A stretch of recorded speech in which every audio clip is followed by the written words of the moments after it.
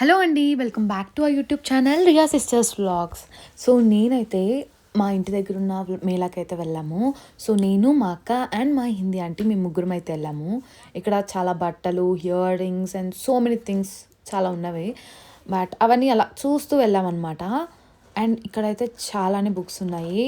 So మా అందరికి చాలా నచ్చిందయితే 'can we be strangers again' అనే బుక్. సో ఇది ఎప్పుడైనా తప్పకుండా తీసుకొని చదవాలనేసి మేమైతే అనుకున్నాము.